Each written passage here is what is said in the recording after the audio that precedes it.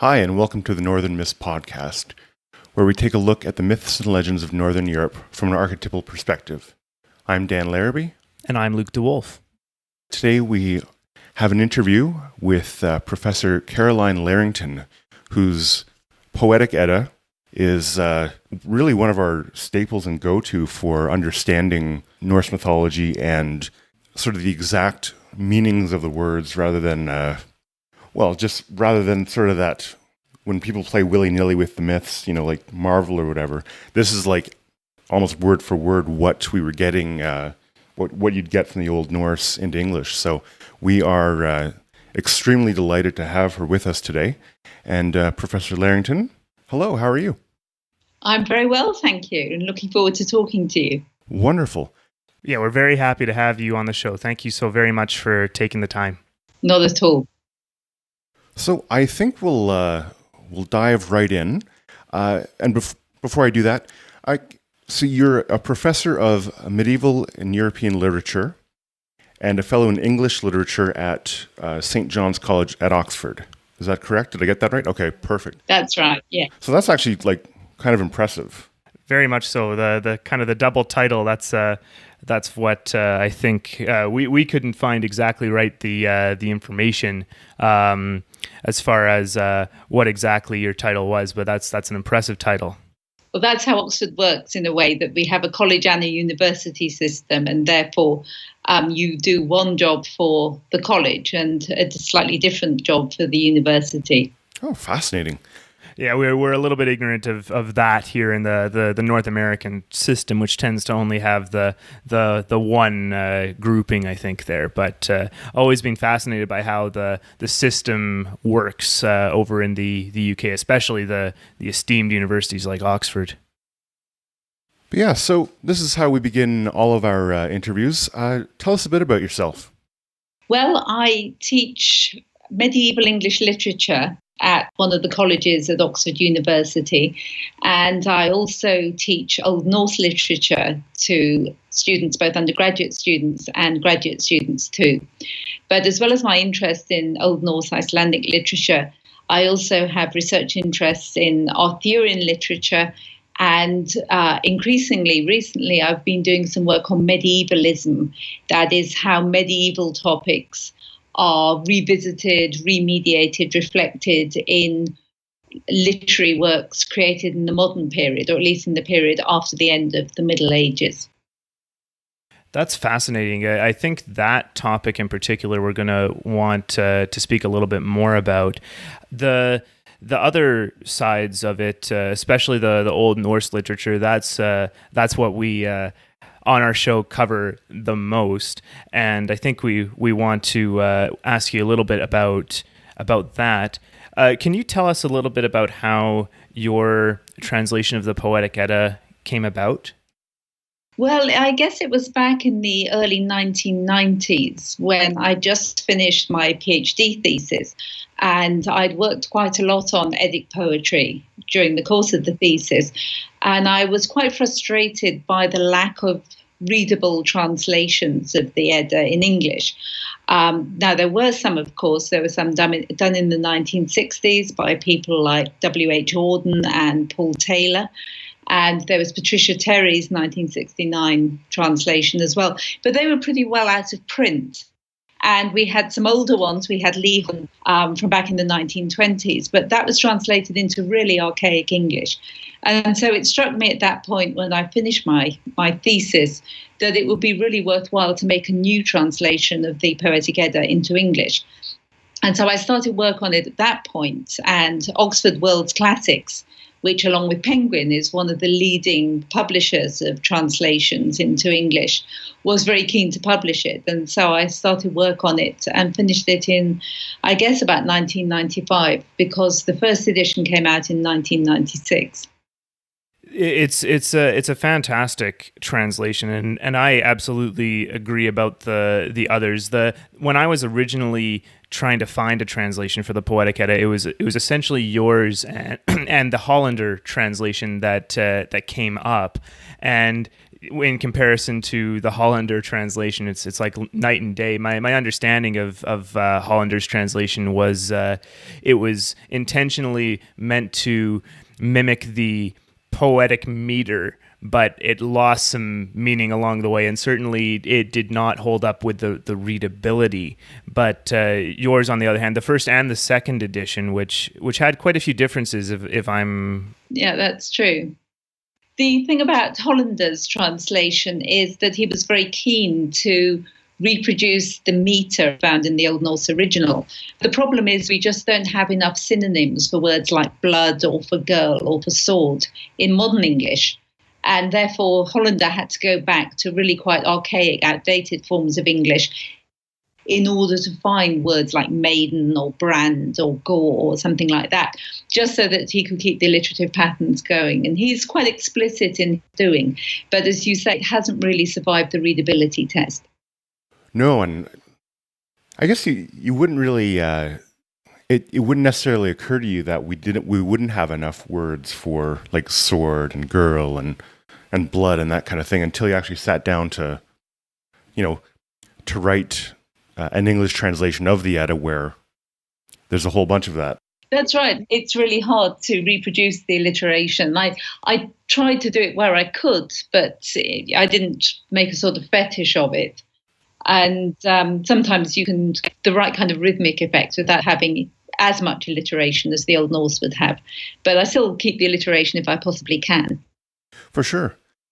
So, I guess backing up a bit, what is it about mythology and I guess medieval world and everything that attracts you to it so much? Like, yeah, I guess was it like when you were a kid? Did you read about it or? Well, when I was a kid, I really enjoyed reading stories of myths and legends from around the world, particularly Old Norse myth or Celtic myths in sort of children's versions. And it was after I went to work in I went to work in Norway as a student when I left school before I came to university, that I encountered my first Icelanders and I learned to read. And so when I came to Oxford to study English as an undergraduate, we had to study Old English. And as I was reading Old English, which I didn't find too difficult because I could already speak German, I went to a lecture by my colleague Heather O'Donoghue, who explained how there were connections between Old English and Old Icelandic. And that was the moment at which a light went on in my head. And I thought, that is what I want to study. If I can study Old Icelandic mythology as part of my English course, that's what I'm going to do. And so that was a moment that really changed the course of my life since then, in a way. And so I did as much Old Icelandic as I could in my undergraduate studies. And I went off for a couple of years. And then I returned to Oxford for graduate work, and that was when I really specialised in Old Icelandic. That's a fascinating journey. I aspire to be able to speak and learn as many languages. I dabble a little in the languages like Norwegian and German. I was just in Norway actually, and I just absolutely loved it. And the thrill of being able to order coffee in Norwegian is one thing, but then to be able to go and take that all the way to producing a translation of the Poetic Edda, by eventually getting into Old Icelandic, that's an amazing story. I'm almost at a loss for words actually. That's a great background. I guess one question I have regarding the translation and whatnot there is how does that work exactly as far as understanding these archaic forms and bringing that into kind of a modern reading? Because when I've ever tried to read a lot of this old literature, I find that I can't, in an original language, I find that I can't find meanings of the words that make sense, at least through the dictionaries that are available online. How did that process work for you? Well, we have some pretty good dictionaries, quite old dictionaries, but pretty good ones for the scholarly study of Old North Icelandic. The main one, the most important one, is an Old Icelandic Danish dictionary. So you had to be able to understand Danish to some extent to be able to make use of that. There are some simpler English dictionaries, Old Norse English dictionaries, but they don't tend to cover quite so much of the poetic language. They're really dictionaries of prose. So it was useful to be able to consult the Lexicon Poeticum, which is the main dictionary of poetic language. But it's also true to say, I think, that the language of the Poetic Edda is mostly not such difficult Old Icelandic. That is, it doesn't contain many really strange words that we don't know the meaning of. There may be a handful of them, sort of 20 or so. But otherwise, the language is reasonably straightforward. What's difficult, some allusions, that if we don't know the stories which are being alluded to, as is quite often the case, then full understanding becomes quite difficult. But the language itself and the syntax are reasonably straightforward. Well, that just illustrates exactly how much of an amateur I am in my linguistic endeavors, but I certainly never had any luck myself. But your version is quite impressive. I would like to ask you, when you made your revisions in the second edition, what was the reason for revising it, and then kind of how did that emerge? The reasons for revising it were, I guess, twofold. The first was that various people, some people have pointed out a couple of errors and omissions, let's say, and so there are a couple of mistakes I wanted to fix. I also had a sense that there were just slightly better ways of phrasing things than I found in the first edition. And I noticed I got into a habit of, when there were genitives, for example, saying something like the ships of the prince instead of the prince's ships. Now, sometimes that worked quite well for the rhythm, but sometimes it just seemed a bit unwieldy. And so I was very conscious when I revised it of listening harder to the sound of the verse as I was translating and trying to make it a little bit smoother in some ways where smoothness was called for. And then the other thing that I wanted to do was expand the number of poems that I could include in the Poetic Edda, because the Poetic Edda itself is a slightly random selection of poems. It contains the poems which are in a single manuscript, the Codex Regius manuscript as it's known. And then usually, at least in the 20th century, 4 other poems are usually added to that list, and they are all found in different manuscripts. And so that's become a kind of canon for what consists of the Poetic Edda. But actually, there's no reason why you couldn't add in several other poems in Eddic meter, which are found in other manuscripts altogether, and just expand the canon a little bit. And so I thought it was worth putting in the poem which doesn't have an Old Norse title, but which is generally known as The Waking of Angoon.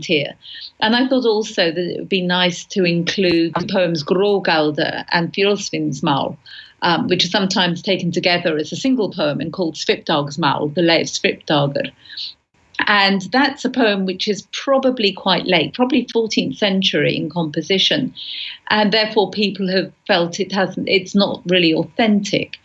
But it's a poem which has a lot of interest in it, and it picks up some of the techniques and some of the themes and quite a lot of the language of the other poems.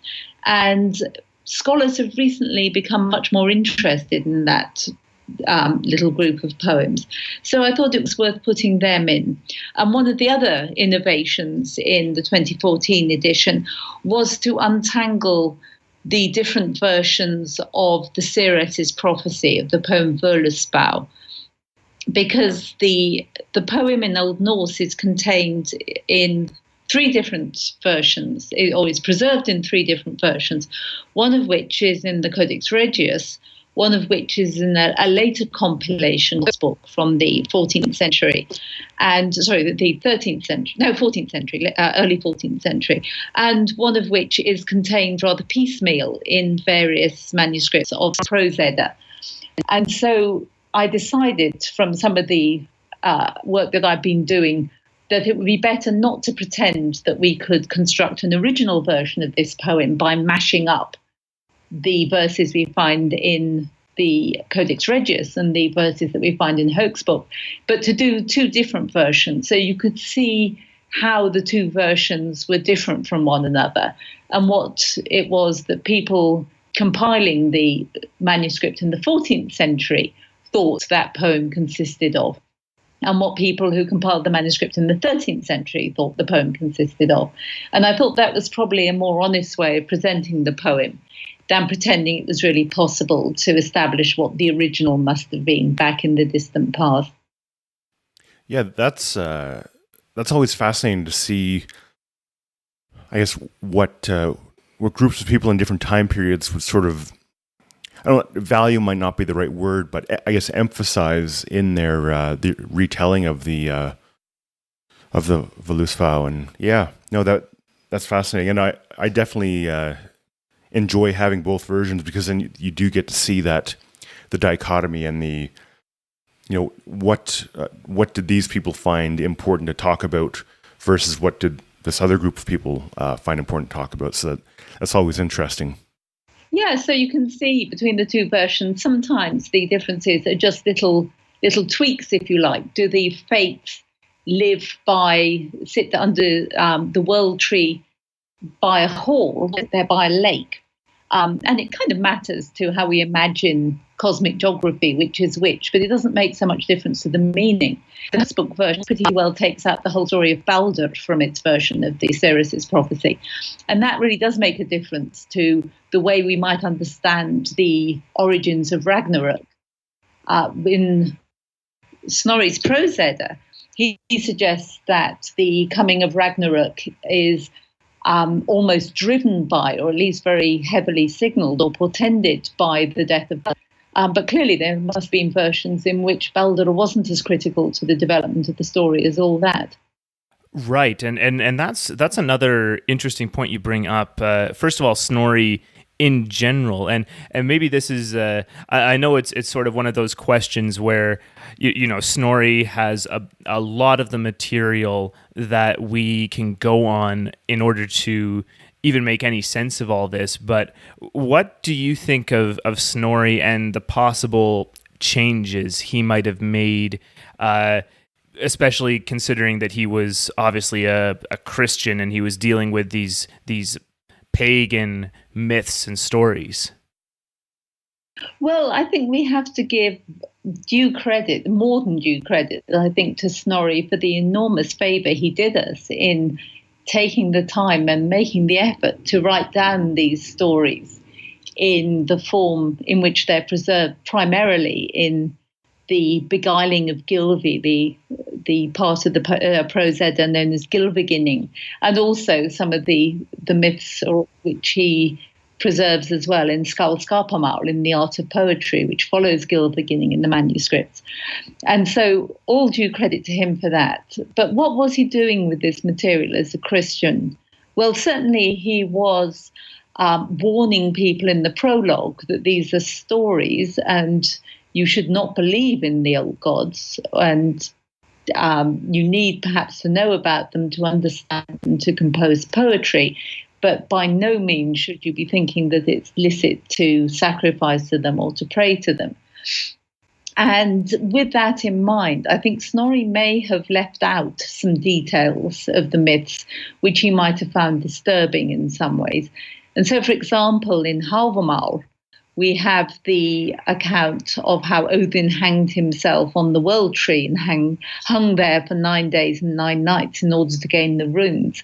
And Snorri doesn't tell us anything about that. Now, maybe he didn't know that particular myth, but maybe it sounded too uncomfortably like the crucifixion for his purposes. And then we also have Snorri introducing material that we don't find anywhere else in the preserved literature. For example, he invents a flood at roughly the same period that we have, that we would have a flood in biblical history, and that too looks a little bit suspicious. So, do you think you? Well, then, first of all, that all makes pretty good sense. But do you believe he was modifying the stories in any way, or like you said, just kind of omissions and introductions of new material? Well, I think he probably smoothed the stories quite a lot, and he integrates them together. And sometimes he acknowledges places where he knows of two different traditions. So, for example, when Thor goes fishing for the world serpent, he says, well, when Thor catches the serpent, we have one version of the story in which Thor kills the world serpent at that very point. And you think, oh, hey, hang on a minute. That's a battle that's supposed to take place at Ragnarok. Or Snorri says, and what seems more likely is that the giant Hymir cuts the line and the world serpent escapes. And Thor is so cross that he boxes the giant's ears and the giant falls overboard. So there you can see Snorri is deciding that the audience can make up their mind between which versions they prefer. But I think we also have Snorri doing some tidying up. So, for example, the hound Garmr that barks at the onset of Ragnarok. Many people think that Garmr and Fenrir the wolf are the same animal because Fenrir is also known as Mauna Garmr, the hound of the moon. But Snorri decides that he wants to keep those two creatures separate, and that he therefore has, in order to be kind of tidy and methodical, he has to have Garmr killing and being killed mutually by Tyr in the final battle. Now, we don't have any evidence anywhere else at all for that. And that does look as if Snorri's just saying, okay, how many monsters have we got? How many major gods have we got? How do we line them up so that X kills Y in a kind of satisfactory way? So I think there may be a certain amount of that kind of tidying and systematizing going on Snorri's part. Well, that's certainly not nearly as I think some people claim, and of course, my saying some people, this is just things I've seen on the internet. So not to say anything in particular, but I've seen accusations of him really doctoring things up into a worldview. And if that's not the case, I mean, first of all, I certainly agree that that credit is due for him, because otherwise, I mean, I think we would have a much harder time. I don't know if you agree, but it's that's a better picture of him and the changes he's made. And I suppose if you're conscientious of the changes that he may or may not have made, you can at least make an educated guess as to what would have actually been believed at the time. Am I on the right track there?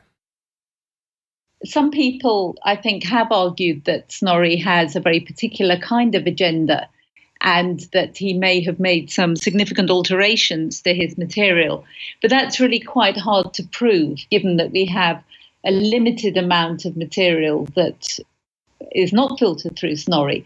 And quite a lot of the time where we check what we have, say, in the Poetic Edda or some of the references we have in skaldic poetry, or even the references that we find in texts like Saxo Grammaticus's History of the Danes, mostly it bears out what Snorri has to tell us. So I think it would be wrong to suggest that he's made many wholesale changes, but obviously the framework in which he presents his mythology is very different from the different kinds of mythological contexts that would have been in existence when the pre-Christian religions were actually being practiced across Scandinavia. Yeah, I think that's the version of Snorri that seems to be, at least experts like yourself, tell us lay people, to lay off any sort of harsh criticism of him for that reason. I certainly now I appreciate fully, what Snorri did, and it made a lot of sense. You're mentioning that maybe he added some things and removed some things and smoothed some things out, but not so much wholesale changes. And it's good to know that his contribution is also confirmed by other sources such as Saxo Grammaticus. That's fantastic. Yeah, I think it's quite useful to remember that we have other touchstones. Now, clearly, Snorri used something very much like the Poetic Edda as his main source. So to find that things are confirmed in the Poetic Edda doesn't necessarily help us all that much if he was using some kind of antecedent to that particular manuscript or that particular collection of poems. But we do have a fair amount of other material which does confirm more or less the kinds of things that he tells us. Another question about Snorri, was he involved at all in the compilation of the Poetic Edda? The Poetic Edda was written down in 1270, so or thereabouts. So Snorri had been dead for a good 30 years by that time. But it looks as if the Codex Regius manuscript was compiled from a series of little booklets, maybe a booklet containing poems about Odin and a booklet containing poems about Thor, and maybe another one with information about Freya, and then, of course, all the heroic poetry, possibly a couple of different sources there. And it seems quite likely that Snorri had access to one or more of these booklets or pamphlets, which is why he got, he obviously had something very much like Völuspá at his disposal, and he has quite a lot of material from Vafthrûthnismál and Grimnismál as well. So maybe he did a little Odinic collection of poetry, and maybe that material was collected from Snorri's home in Reykholt after he was murdered, and maybe that formed part of the basis for making the Codex Regius collection itself. But we can't really be sure. That's fascinating, and that's a quite an interesting comparison. An Odinic collection of poems. I really like that. That's a fantastic way to describe Snorri. I've never heard that before. Maybe another question I have as well as, sorry if we're going so much into all the details here of the Poetic Edda, but it's so fascinating. The notes that you have at the end of the Edda are amazing. I've certainly found that they've opened things up for me as far as my understanding. Where did you get the information for those notes which shed so much light on these details of the Poetic Edda? Well, I guess a lot of the time, of course, it's just cross-referencing what we find in the Poetic Edda and what we're told by Snorri or what we find in Saxo. But if you've been studying this kind of material for 30 years, then you have an awful lot of stuff in your head. And so, although I put some useful guides in the bibliography, I guess most of this I didn't really have to go and look up particularly. I just had to think, do I know this? How do I know this? And then check other primary sources. That's awesome. Yeah, I hope to have a fraction of that, in 30 years from now. Well, I guess I've written it all down so you don't have. Yeah, for sure. Do you have a favorite poem or god or story that you've read or that Snorri took down? Or well, one of the stories which I have been thinking about quite recently, because I've written a shortish article on it for a magazine, is the story of the Hjaðningavíg, the only Old Norse myth reliably set in the British Isles, though we have to raise some questions about what I mean by reliably there. And that's the story of the eternal battle that goes on the island of Hoy in Orkney.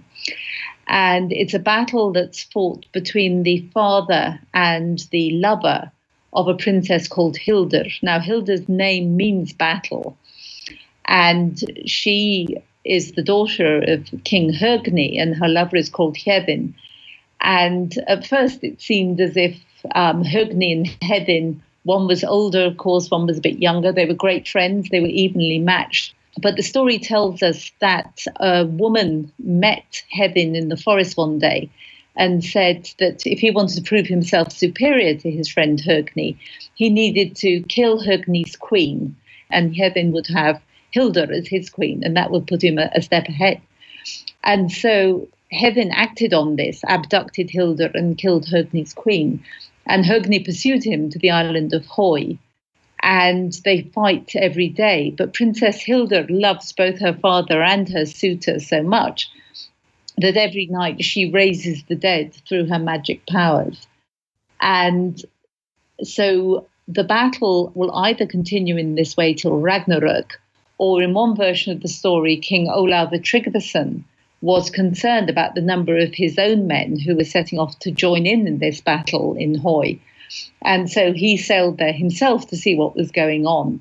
And there he discovered that if the fighting soldiers were attacked by believing Christians, then they would stay dead at night, and Princess Hilda couldn't revive them. And so eventually the battle was brought to an end by the dead staying dead.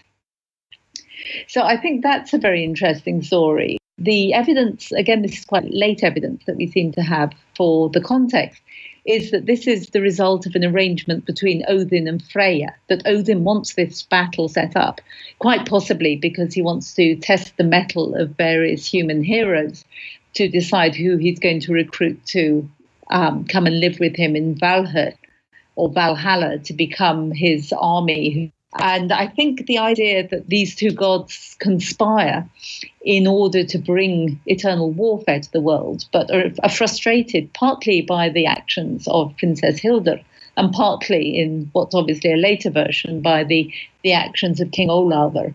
I think that story is interesting in all kinds of ways, partly because on the one hand it sounds like what people might think of as the Viking idea of the best possible life, that you fight and fight all day and then you get revived and you fight and fight all day the next day as well. And so you get to enjoy the pleasure of killing and the fierceness of battle. But I think the myth also tells us something about the way in which the sort of violence that was endemic in the Viking Age tore families apart, that the queen, for example, who has no part to play in this story at all, just gets murdered for no particularly good reason by heaven. And the woman, Princess Hilda, is caught between her father and her lover, as so many women are in traditional Germanic stories, that you marry a husband whom you love, but your family don't necessarily accept him. Or you marry somebody you don't love and your loyalties remain with the family that you've had to leave behind. So I find that story really interesting in the different ways that it can be made to mean in different contexts, and the things it tells us about questions of life and death in the Viking Age, if that is indeed where it originated. That's a fascinating story. I actually hadn't come across it before we started talking to you, so... Okay, well, it's preserved in a number of different places. It's not in the Poetic Edda itself. You can find it in a couple of lives of St. Olaf and a rather late story, of Olafur Tryggvason, and a rather late tale called Surtlatháttr, the story of Surtli, which I think is in the late manuscript Flateyjarbók. And so it's a rather obscure story, but it does have little confirming details that turn up in other places. There's some material in Saxo which confirms part of the story, for example. Yeah, that's I agreed. This is a fascinating story, and yeah, I don't feel so bad for not having seen it. Although I do want to read all of these sources one day. But hearing about this story, I really enjoy the idea that King Olaf, the version regarding King Olaf, that sort of speaks to me something about the Christianization of Scandinavia in general.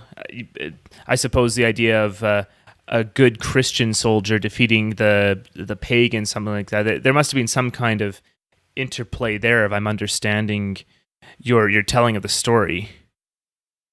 Yeah, that's right. That there are a number of stories, a number of tales where the Christianizing kings of Norway, Olafur Tryggvason, and following him, Olafur Haraldsson, come up against kind of pagan manifestations and do their best to persuade people that these are wrong and foolish, and to kind of root out pagan stories.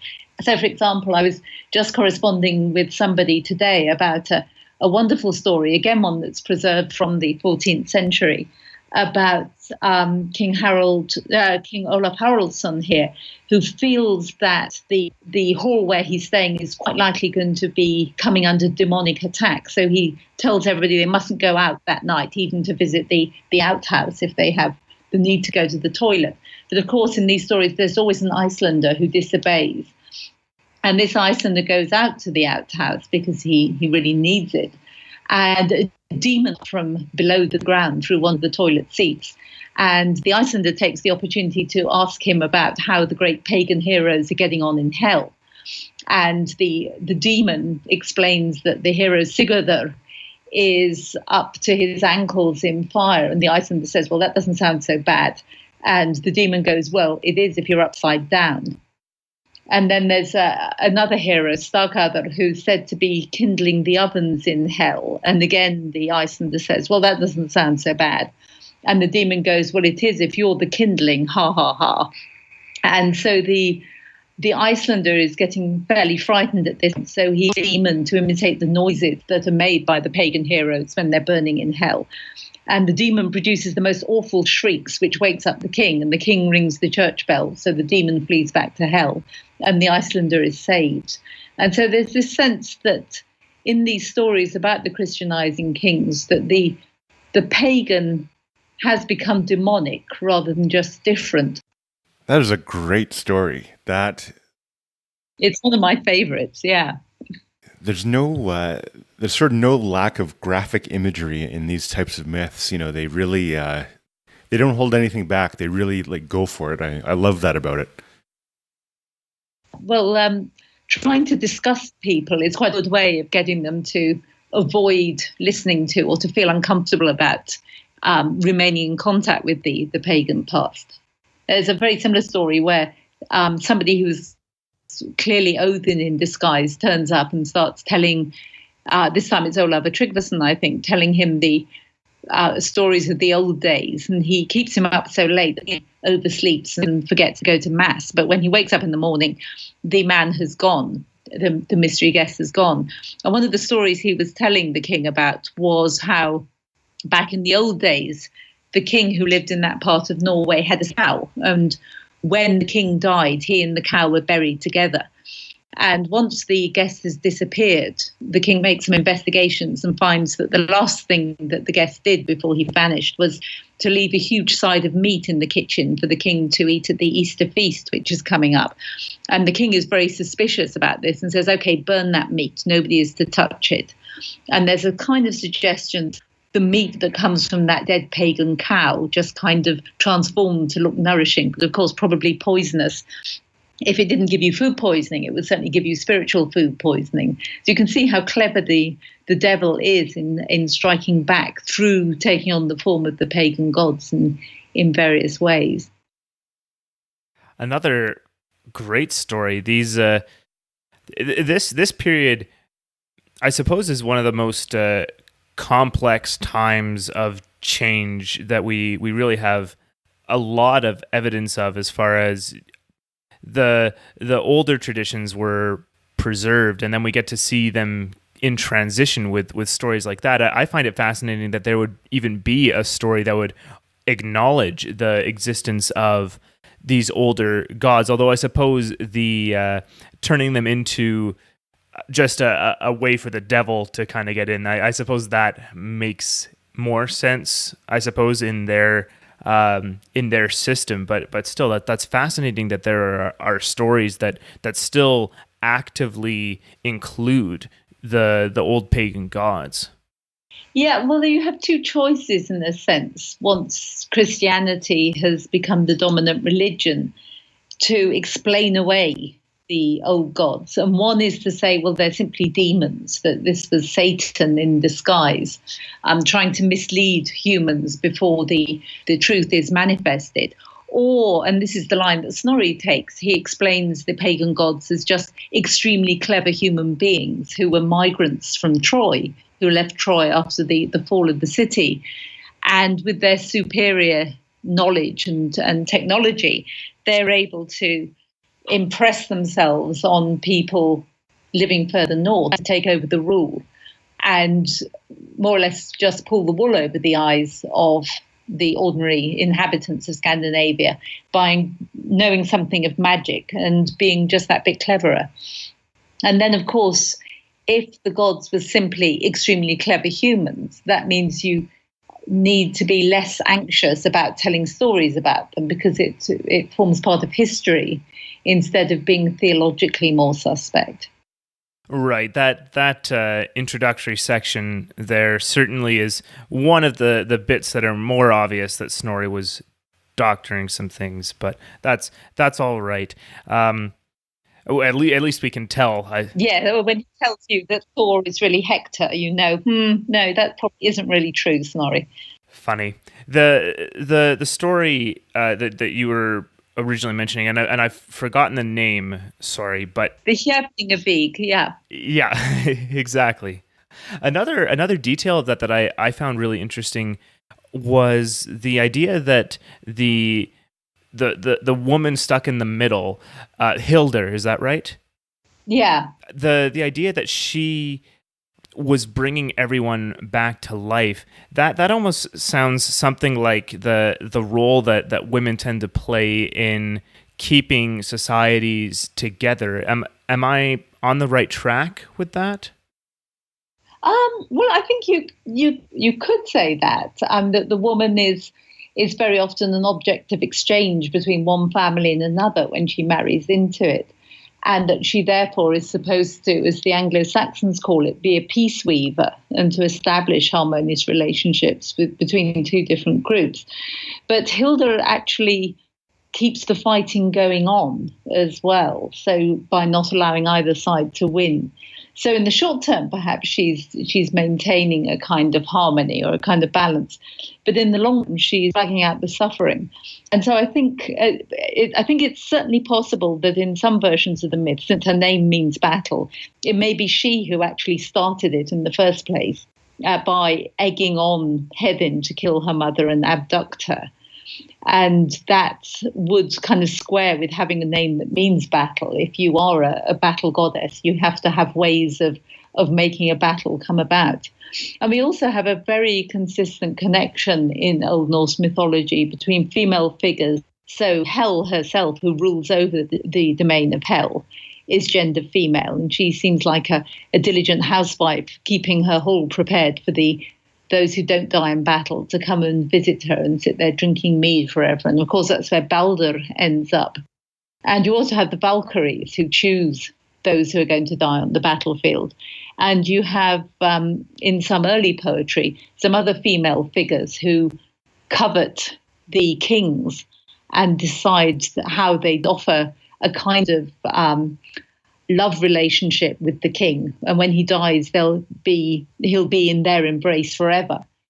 So I think we shouldn't regard women simply as kind of healers and nurturers, but also as those who stand ready at the end of life to take the hero into the next stage of existence.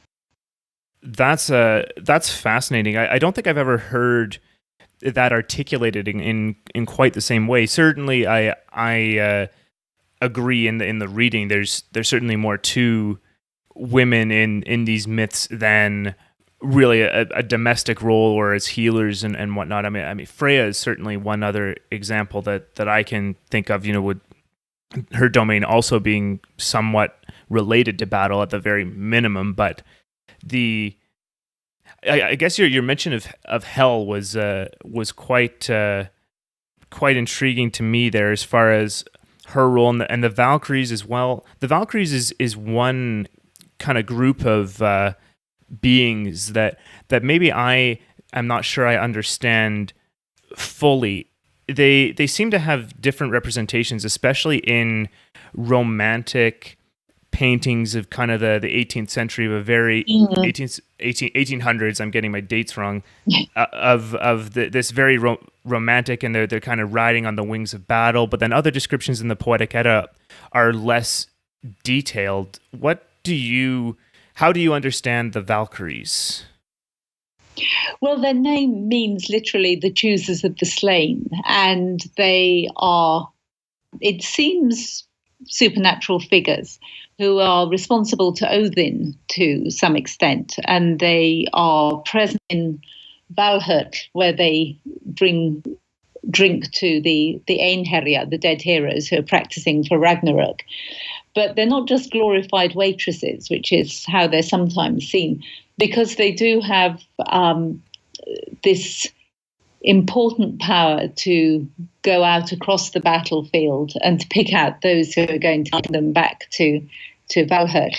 And they also have the capacity to change their minds about who's going to die. And in that way, I think they figure the varying fortunes in battle, that one moment you think the Valkyrie is on your side and she's going to let you win, and then suddenly something goes disastrously wrong. There's a stray spear or an arrow and you're dead. How can that happen? How can things change so quickly? How does fate play into this? And the Valkyrie, I think, figures that idea as well. But you also have the Valkyrie intersecting with the idea of the shield maiden, who is a human princess, a human figure. And she is a married young woman who has the freedom to fight, to ride through the air, to support men in battle, but is also subject to her father and to patriarchal systems. And the Valkyrie often approaches a particular hero and says, my father wants me to marry this guy, but I don't want to marry him. I want to marry you. Can you go and fight this other guy for me? And that pattern, which is quite a frequent one, usually ends in the hero's victory. But he and the Valkyrie never stay together for all that long, because he kills enough kindred to really annoy the remainder if any of them survive. And whatever oaths they promise to make peace between the two groups, usually sooner or later, the Valkyrie's family will come looking for revenge and the hero will be killed. So there's ways in which, again, these female figures are representative of death, but the ways in which that death comes about, whether it's through family feuding, through chance in battle, and how they represent at least some comfort to those who have died in battle, that they are enjoying themselves in the afterlife. There's quite a complex series of roles to kind of jam together into a single supernatural figure. Yeah, I know for myself, that's what I've actually found, is that trying to figure out the Valkyries and all of these different roles that are jammed together into this one supernatural figure, it's kind of in some cases, they sometimes seem like I guess they'd call it like a Deus Ex Machina, where it's, you just need something to happen here and something to make the story work. So let's throw in a Valkyrie and okay, there we go. Now the story can continue, kind of thing. But it's they're an intriguing figure that you could probably write a PhD thesis on just the Valkyries. Yeah, well, quite a lot of work has been done on Valkyries. My friend and colleague Judy Quinn from the University of Cambridge has written quite a lot on Valkyries. And so some of the suggestions and arguments I'm making here owe a great deal to her work. We're writing her name down. Yeah, we're going to have to check out her work so that we can read up. While we're talking about supernatural beings, do you have any gods that you feel particularly interested in or that capture your imagination in a particular way? Yeah, my guy is Odin, I think, because I wrote my PhD thesis on wisdom poetry, in particular the long poem Hálfamál, which is at least in part narrated by Odin. And I know he's untrustworthy. I know he's a great seducer of women. Indeed, he's also a rapist, at least in one story. But I kind of admire the way in which he wants to find things out. He's eternally seeking after knowledge. And one of his roles, it seems to me, is to go and question either prophetesses, dead prophetesses, or the giant Vafthrûdnir in one of the Eddic poems, just to find out whether Ragnarok absolutely has to happen. Is it inevitable, or is there some way that fate can be written differently? Or do the giants know a different version of the story from the ones that the gods have been living with? And so I like the way that Odin is a kind of endless quester after knowledge, and he's not afraid of finding things out even though he then goes off and then checks with somebody else to see if there is any kind of loophole there. So I don't think he's necessarily a likable character, but I think for an academic, he's kind of our patron god, that he sacrifices himself in order to get the technology of writing, in order to be able to preserve knowledge for future generations. And he keeps going out after knowledge to find out how and why things are going to happen. So, yeah, he's my guy. That's awesome. I know we feel a particular fondness for him for that very reason, not the untrustworthiness or the questionable sexual ethics, but his unending quest for knowledge and wanting to sort of find any loophole possible to prevent Ragnarok, or at least get through it. So, yeah, we're preaching to the choir, I guess, in this case. Yeah. We actually just covered the section of the Havamal, the Odin's love poem, I think is what the section is called. I'm sure there's another name for it, but I'm forgetting. And certainly that section was hard to integrate what he was doing in his love pursuits and his endeavors and whatnot. And I personally really enjoyed the self-awareness at the end, though, where he says, and I'm paraphrasing because I don't have it open, but who can trust Odin? And that's really, that almost says something like he understands his actions have made himself untrustworthy, but the implication to me then turns into he's very much an ends justify the means kind of guy, which is an ethical question, and Thor would be a major contrast as far as him being kind of the most honorable of the gods, and almost a polar opposite to Odin. But I don't know, is Thor that honorable? I mean, he's quite often depicted as coming back into Asgard and finding a giant there, for example, and saying, well, there's a giant here, I need to kill him, and people saying, no, Thor, you can't, he's here under the conditions of hospitality. And Thor is, after all, employed to kill the master builder when his giant nature is revealed, in order to get out of having to reward him with the sun and the moon and Freya. Now, it may be Thor's only following orders there, but I'm not quite so sure that Thor is such a paragon as all that. No, I'm thinking too, when Thor's talking with Harbard, he talks about, I think there's a point where he says something to the effect of, oh, I would have liked to have held that woman down for you, Harbard, or something like that. So yeah, none of the Norse gods really get away clean. They all, I guess, if we're going to talk about them charitably, it'd be like ethically interesting. Yeah, and I think that Tyr, of course, is the one who does keep his promise, that when it comes to the chaining of Fenrir, he steps up and he places his hand in the wolf's mouth as a pledge. But at the same time, he's conspiring with the gods to trick the wolf into being bound. And I'm always slightly unhappy about the fate of Fenrir, that his main crime was just eating too much, and the gods were rearing him up in Asgard, and he and Tyr were kind of friends, and Tyr would bring him his food. And then suddenly he just got too expensive to feed, and the gods have decided they're going to chain him up and cast him off into the underworld and prop his mouth open with a sword so that rivers of spittle run out of it. So maybe because I'm very fond of dogs and I'm kind of quite keen on wolves, I think this is a poor way of treating an honest wolf like that. But I think mine may be something of a minority view.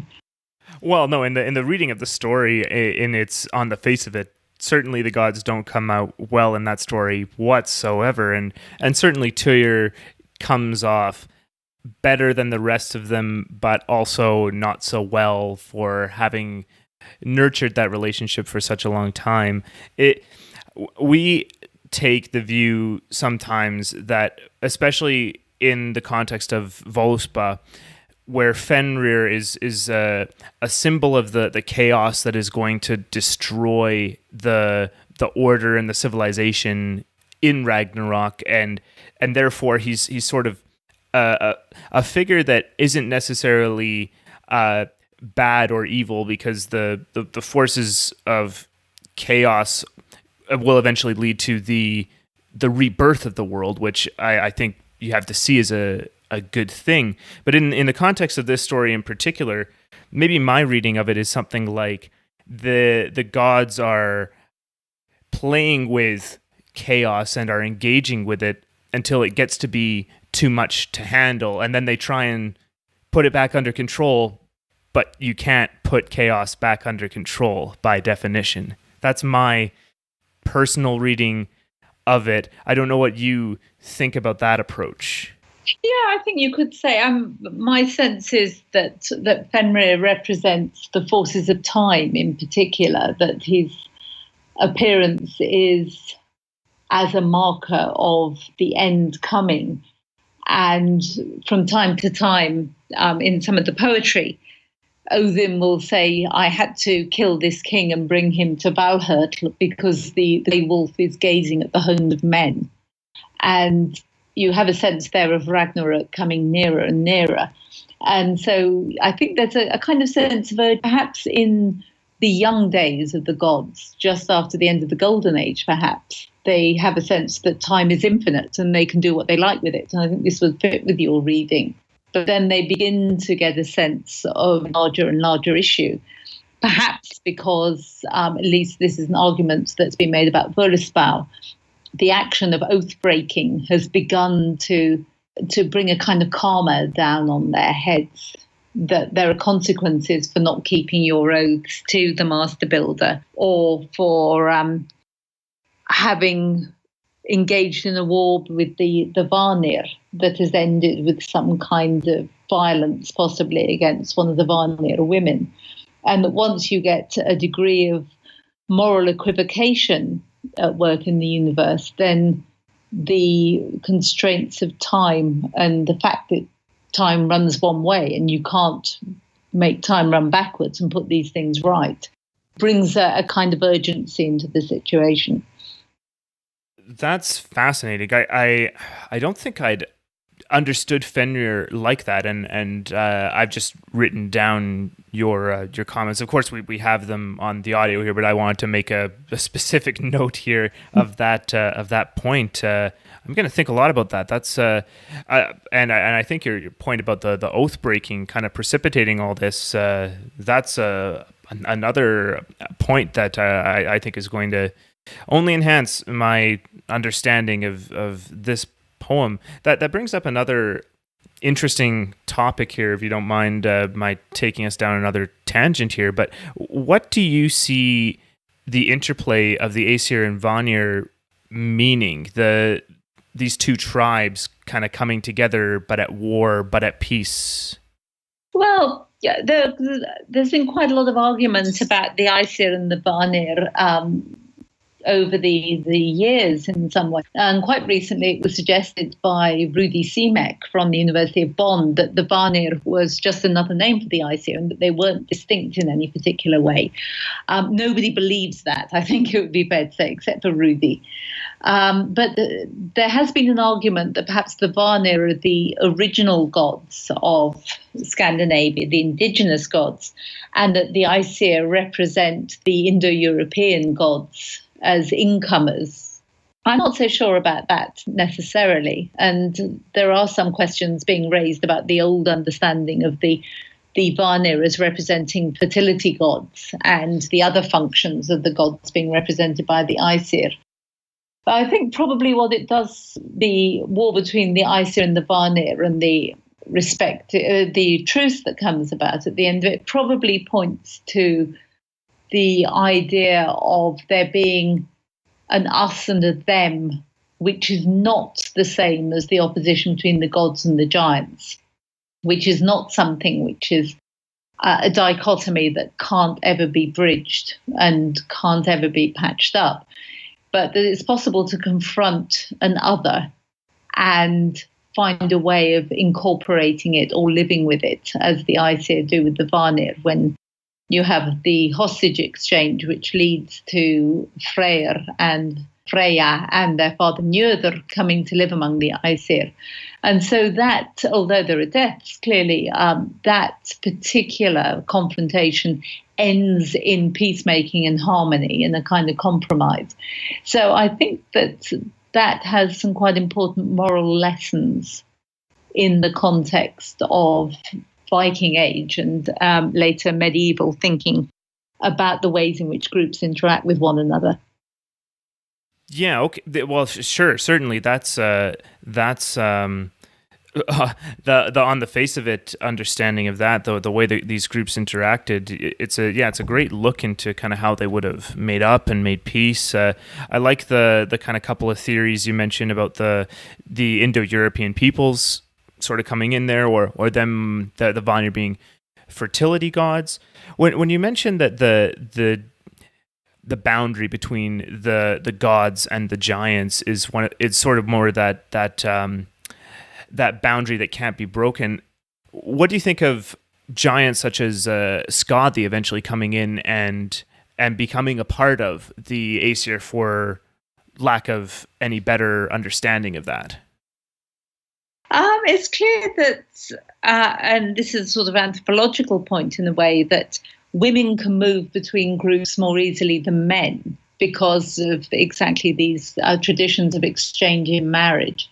And so I think in some ways both Skadi and Gerður, who is Freya's chosen woman and who Snorri at least tells us gets married to Freya, even if we don't have any confirmatory evidence for that, that it's possible for the giantesses to be not huge and three-headed and ugly, but to be beautiful and just different in a way which makes it possible for them to be assimilated to some extent among the gods. But giant men can't be assimilated to the gods in any kind of lasting way. And the sort of demonstration of that is Loki, who seems to have a giant father and an Aesir mother, and whose strange parentage is perhaps what underlies his shifting loyalties over the course of mythological time. Now that is a point that I never understood. There was that it was always the women giants who were able to move in and out. It never occurred to me that it was men who couldn't properly integrate into that, and I suppose that makes some sense. I think I always viewed it as being a little more mutable, like the unknown tribe or whatnot is sort of always able to you're able to kind of come in contact with the home tribe if the Aesir are sort of some kind of a symbol for that, and every once in a while you'll come in contact with the outside tribe. But I suppose the anthropological side of it, as you say, is that it's the men are more fixed and the women are exchanged. They're certainly different from the modern. Yeah, well, there's quite clear anthropological rules at work, as Margaret Clooney's Ross has pointed out, that obviously the highest status men in the mythological universe are Aesir men, and they get to marry Aesir women. But if you're a Vanir man, you can't marry an Aesir woman because you're further down the hierarchy. So the only sexual partners available to you are giant women, which is why Skadi and Gerður end up as partners of Vanir and not to Aesir. Now, Aesir men will, of course, have sex with giantesses, but they're not going to marry them. And the Vanir don't seem to be in a position to marry up among the Aesir, among the goddesses. And giant men, of course, particularly lust after Freya, but don't have any success in trying to kidnap her. And what we do have, there's a rather odd family set up in Hymiskviðr, in the poem of Hymir, when Tyr and Thor go off in search of this cauldron to brew ale. Takes Thor to the house of his grandfather. Takes Thor to the house where his mother is and his father. And his father there turns out to be this giant Hymir. And his mother turns out to be radiantly beautiful and sounding very much like a goddess. So it looks as if she is the one female Aesir who actually did come into the hands of a giant in some shape or form, perhaps back in the very early days when the gods and the giants were still working things out in the universe. Oh, that's fascinating. Yeah, it's an interesting argument. Yeah. So something I've noticed as we've been talking, I don't think it's too much of a stretch to find or to see issues that come up in these myths as issues that, as societies we're still dealing with today in some form or another. And we know that, one of your most recent books is on Game of Thrones. And there seems to be maybe a resurgence in, I guess, the interest in mythological stories, or stories that sort of revolve around the ideas and lessons in that of mythology. Are you seeing that yourself, or do you think there's an increased interest in mythology lately, or? There does seem to be in some ways. And I guess when I was writing the introduction to the first edition of the Poetic Edda, I found myself saying these Norse myths inspired people like William Morris, like Richard Wagner, like Tolkien, but that was sort of the end of it. And then when I wrote the new introduction, I found myself saying, and the same figures could be mentioned, but then there are also the Marvel Thor comics, there's Viking death metal, there's most recently Neil Gaiman's retelling of the Norse myths. There's the ways in which some of the themes of Norse mythology plays out in A Song of Ice and Fire, Game of Thrones, and the ways in which all kinds of popular literature, but particularly fantasy literature, seems to be engaging with this kind of material. So although in some ways Norse myth is always having a moment, it's been having a particularly long moment, I think maybe in the last 10 years or so. Why do you think that is? I think partly it has to do with the accessibility of the stories, that they're being translated in forms that people are finding quite easy to get hold of. I also think it's because they do have a kind of enduring archetypal interest. I think also a lot of it has to do with Tolkien, that Tolkien himself was so interested in specifically northern types of tale telling that his treatment of the dwarves and of Smaug the dragon and of Anglo-Saxon society in the Lord of the Rings turns people's attention more generally towards stories from the Germanic past, and that interest has just grown and grown as people have discovered how rich it is. Yeah, that's certainly. I'm sure that would explain it. I mean, for my own personal interest, the Lord of the Rings is probably my first exposure to fantasy literature, and I'm sure for many other people, it's still a classic, and of course with all of these other fantastic fantasy series, Song of Ice and Fire being just one of them, but Neil Gaiman's literature, of course, and it's great to see so many different examples that are drawing on these myths, and then of course the interest in the myths themselves following on with that. And I mean that's why I think I can speak for both of us. I mean that's why we kind of got interested in these myths and digging into them so deeply.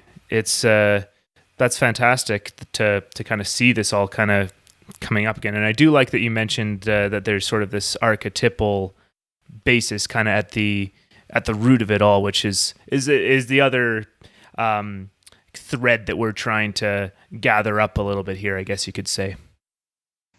Yeah, well, I think these are stories which speak to really quite existential questions about life and death and what makes life worth living, about relationships between families, about loss, about love, all kinds of things. They're all there in the Norse myths in some shape or form.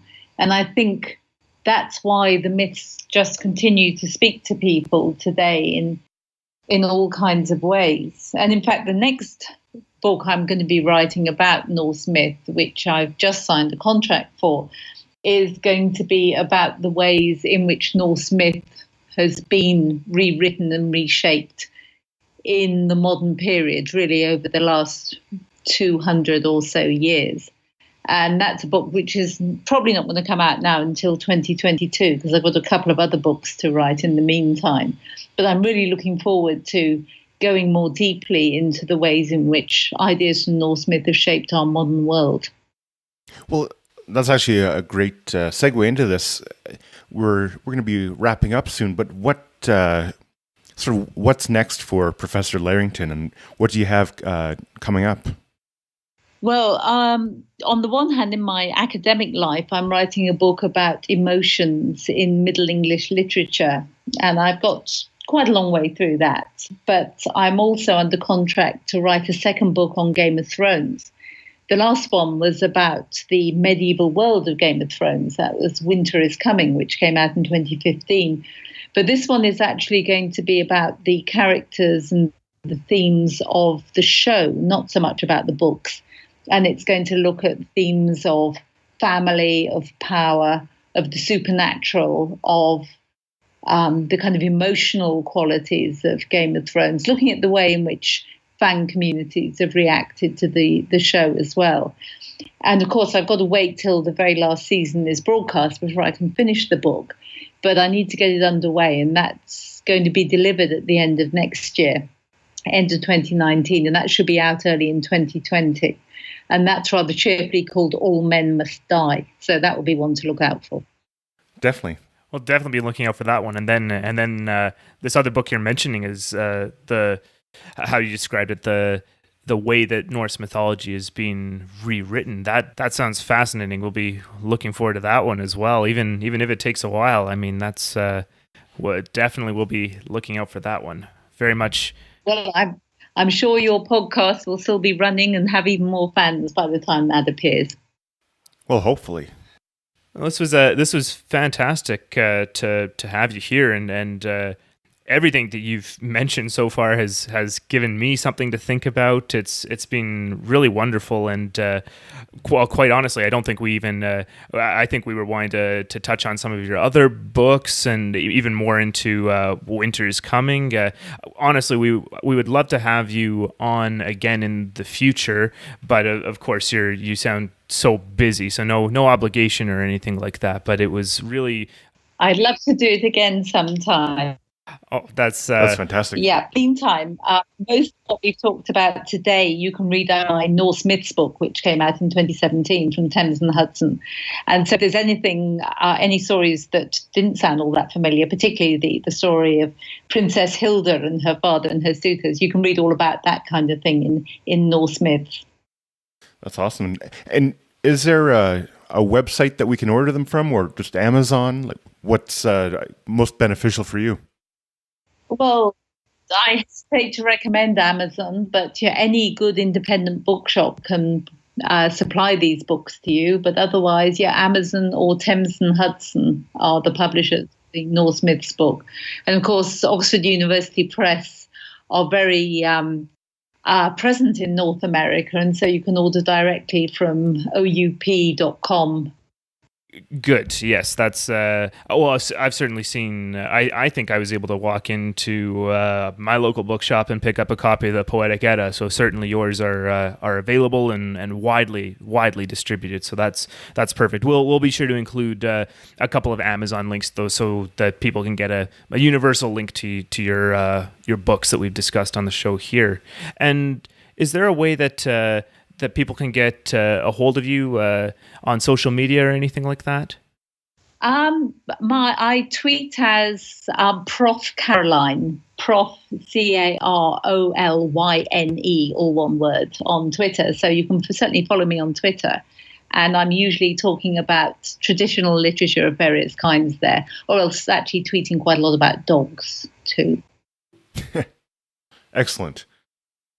Great. We'll certainly be sure to put a link there as well if anyone wants to get in touch with you over Twitter.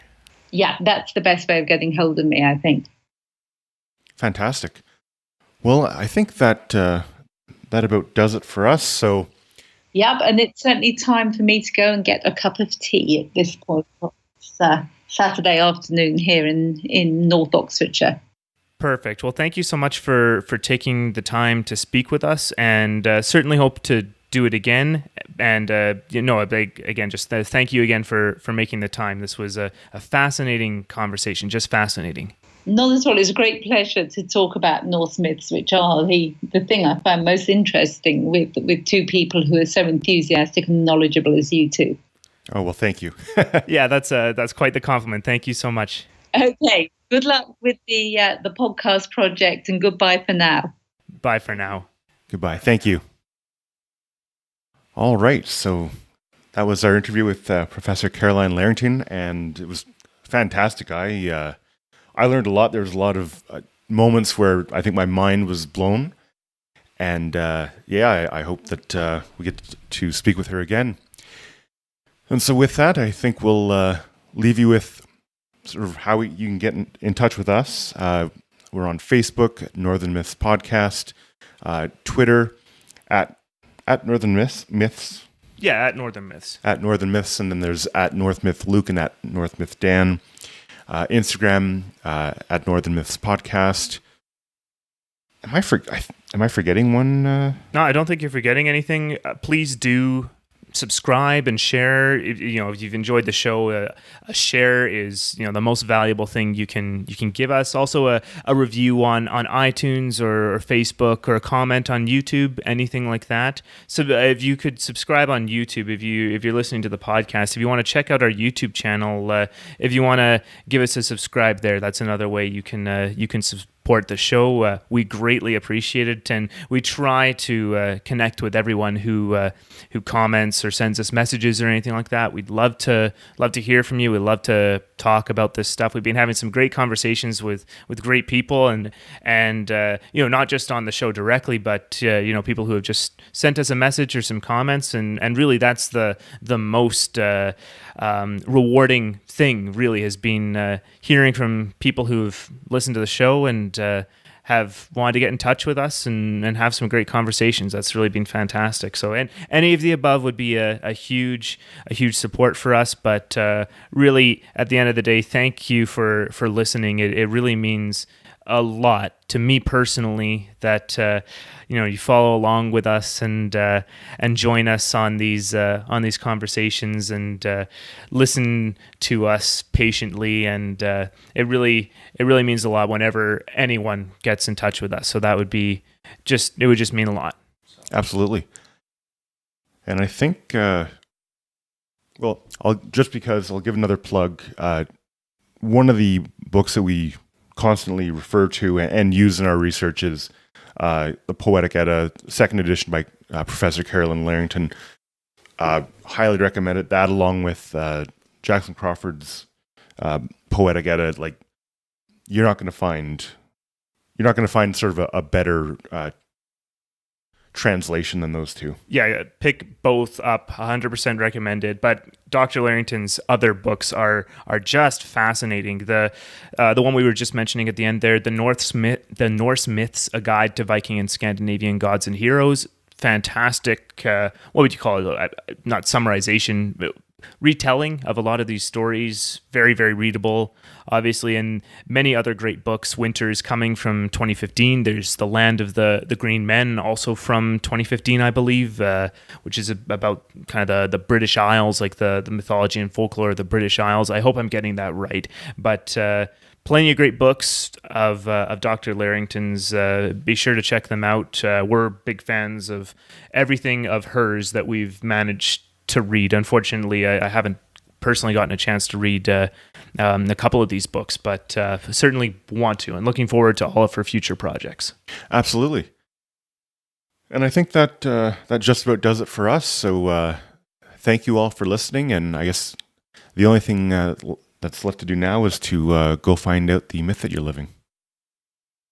This has been Northern Myths Podcast. Thank you very much.